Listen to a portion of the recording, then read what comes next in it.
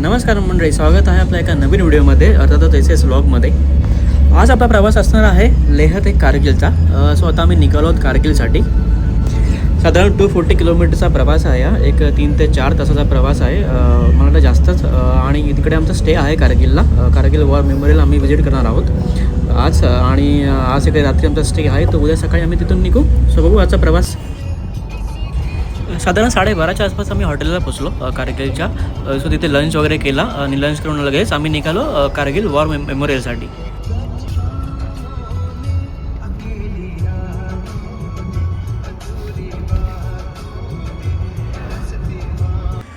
So आता आपण आलो आहोत कारगिल वॉर मेमोरियलमध्ये.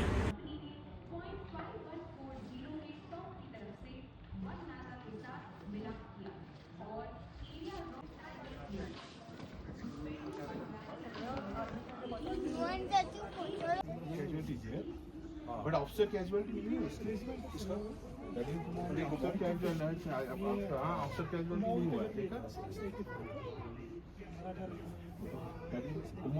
मेरा अपने धैर्य और साहस का परिचय देते हुए दुश्मन पर टूट पड़े और ट्विन बम्स के कैप्चर में अतुलनीय योगदान दिया.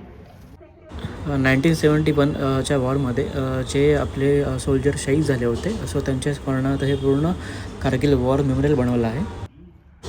आणि खरंच खूप अभिमान वाटतो आपल्या जवानांचा. आणि तुम्ही इथे आलात तर समजा कारगिलला किंवा लेहला टूर आला की कारगिल नक्की करा. आणि इथे आतमध्ये एक छोटीशी फिल्मसुद्धा असते आणि तिकडे सगळे त्यांचे सोल्जर ते एक माहिती सांगतात आतमध्ये. तिकडे व्हिडिओ शूटिंग किंवा फोटो वगैरे काढणं बिलकुल अलाउड नाही आहे.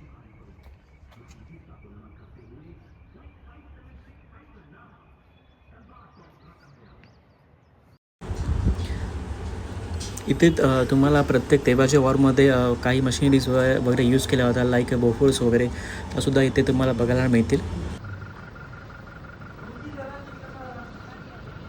आजचा 8वा दिवस आहे. सो हे होतं आमचं हॉटेल जिथे आम्ही कारगिलमध्ये स्टे केला होता. आता आपण निघालो लेहसाठी आणि मध्ये आपली साईट सीइंग असेल. एक मॅग्नेटिक हिल आणि एक मोनेस्ट्री आहे, सो तिथे आपण जाणार आहोत. हे इथे आलो आहोत आपण आता मॅग्नेटिक हिलला. इथे असं म्हणतात की इथे असं काही इथे आहे मॅग्नेट वगैरे, म्हणजे त्या डोंगरांच्या मागे जेणेकरून इथे गाडी ही जी असते ना, ती ऑटोमॅटिक, म्हणजे गाडीला विदाऊट गिअर विदाऊट तुम्ही इग्निशन ऑन करता गाडी ऑटोमॅटिक पुढे जाते. त्यानंतर आम्ही आलो लमायरो मॉनेस्ट्रीमध्ये.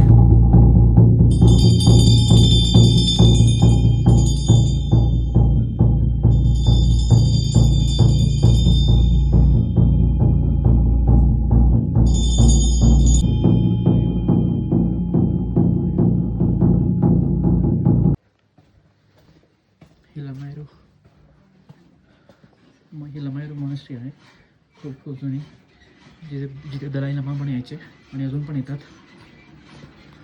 वर्षातून एकदा.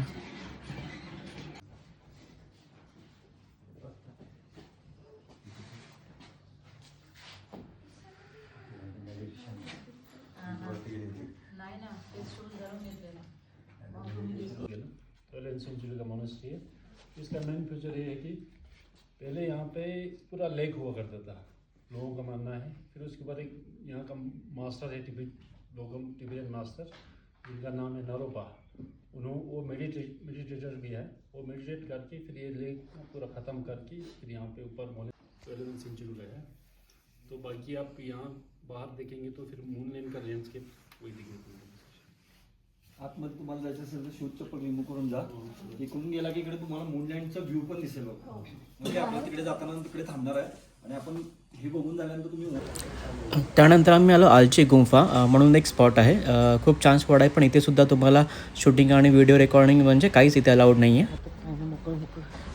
त्या गुंफेच्या मागच्या बाजूला एक छानसा स्पॉट आहे, जिथून पूर्ण तुम्हाला एक रिव्हरचा व्ह्यू दिसतो. मस्त व्ह्यू होता. सो आम्ही तिथे बरेच फोटो आणि व्हिडिओ काढले.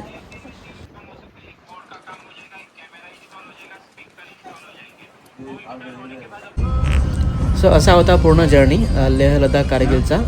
तुम्ही सगळे व्हिडिओ नक्की बघा. पूर्ण हा 8 ते 9 दिवसांचा प्रवास होता KC टूर्स मधून.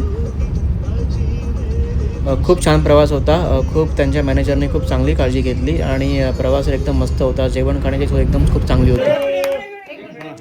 इव्हिनिंगला संध्याकाळी मस्त आम्हाला KC तर्फे डिनर होता. तिकडचं सगळं लोकल फूड वगैरे आम्ही ट्राय केलं. आणि तिथे काही जणांचा बड्डेसुद्धा होता, तर ते सुद्धा केसरीने सेलिब्रेट केला.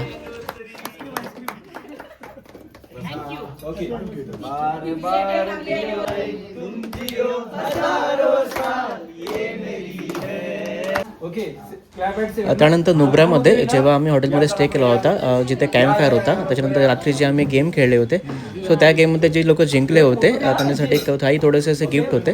सो ते गिफ्टसुद्धा तेव्हा देण्यात आले.